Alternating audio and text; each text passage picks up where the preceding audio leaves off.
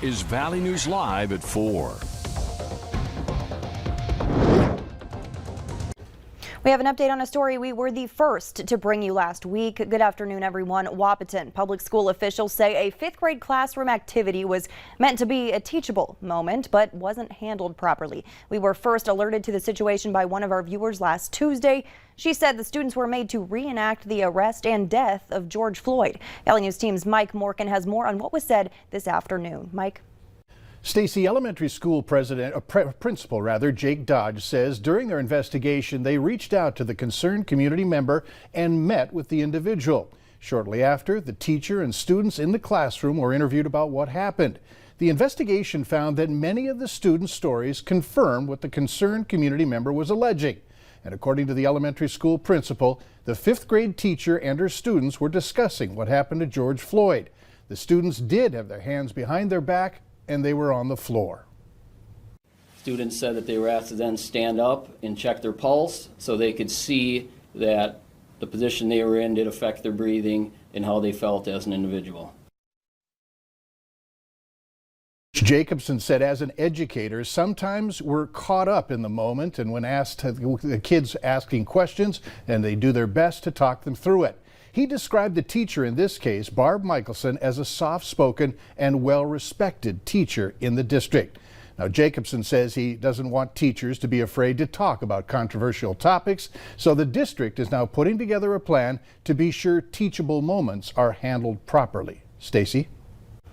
Mike, thanks so much. Mickelson has been on administrative leave pending the investigation. The school district didn't provide an update on the status of her leave. If you need help uncovering an issue in your community, call our whistleblower hotline and we'll do our best to get to the bottom of it. Call 701-237-6576 and leave your tip.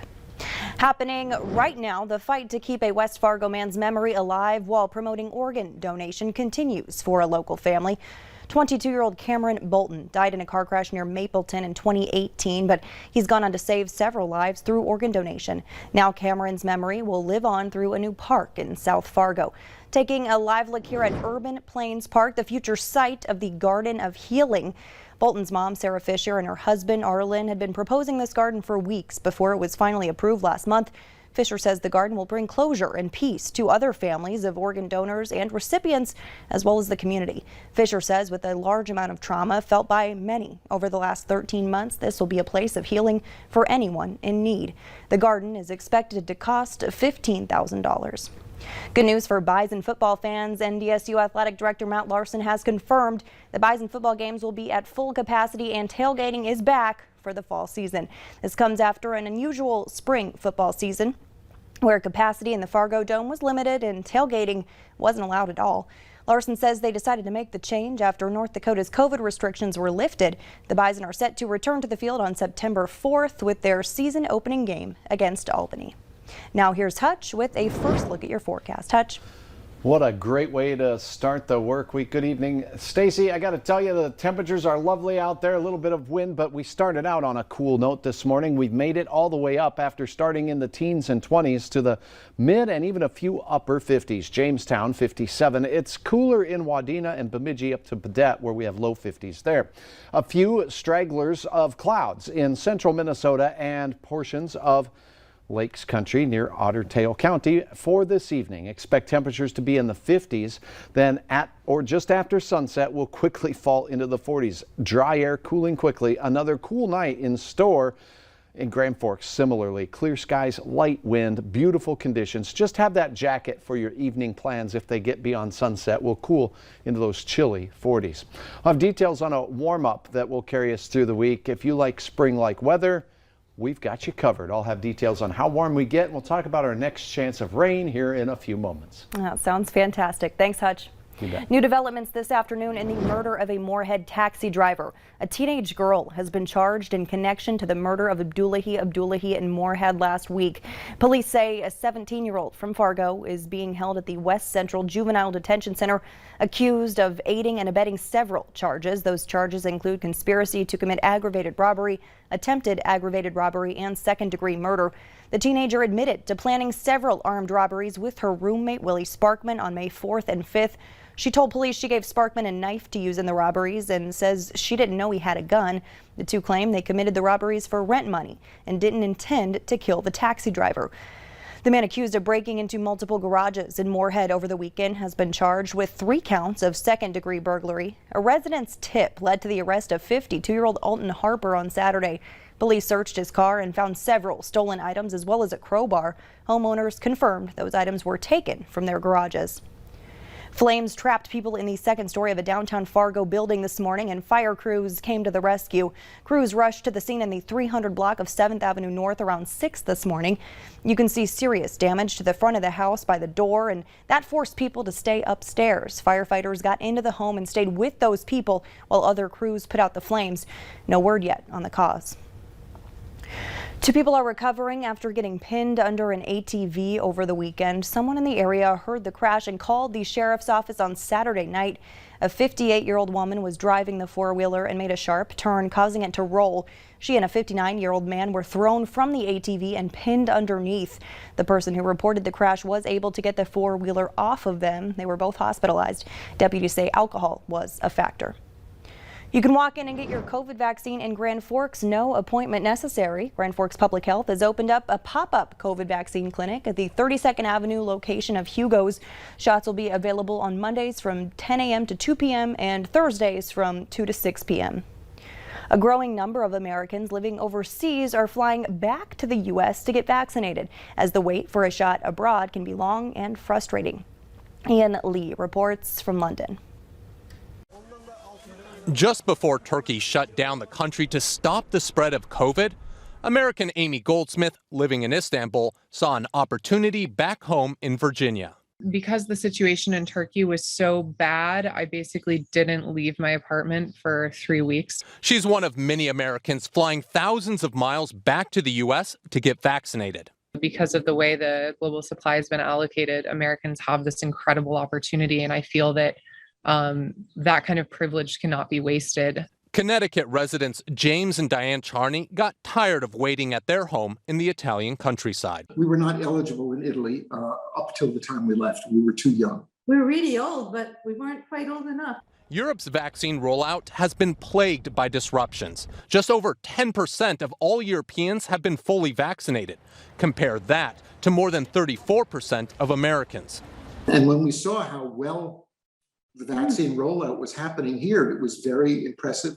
U.S. officials don't count the number of Americans returning to be vaccinated, but more than 9 million U.S. citizens currently live abroad. Do you count yourselves lucky? Absolutely. Absolutely. We're very lucky that we were able to take advantage of something the U.S. is really doing well. Amy counts herself lucky, too. Fortunate enough to safely reunite with her 97-year-old vaccinated grandmother. Ian Lee, CBS News, London. Here in the U.S., at least 18 states have lifted their vaccine residency requirements, allowing people to travel across state lines to get a COVID shot. If you're looking for a place to get the vaccine, use our VNL vaccine tracker. It's on the homepage of our website, or you can open your phone camera and point it at the QR code on your screen, then tap the link that pops up. President Joe Biden says ransomware from Russia is responsible for the crippling attack on the Colonial Pipeline. Biden told reporters there's no evidence the Russian government itself is involved, but they have a responsibility to react to the attack. The president saying he takes the cyber attack very seriously, and there's a government-wide effort underway to prevent future ransom strikes against America's electric, gas, and water companies. And my administration will be pursuing a global effort of ransomware attacks by transnational criminals who often use global money laundering networks to carry them out. The president says he's ordered the government to reduce any possible impact on fuel supply, including loosening regulations for tanker truck drivers, including limits on driving hours. Expect some delays on I-94 in Fargo. North Dakota DOT contractors are doing bridge work at the I-94 and I-29 interchange. Ramp access will remain open, but lanes may be closed as the project progresses.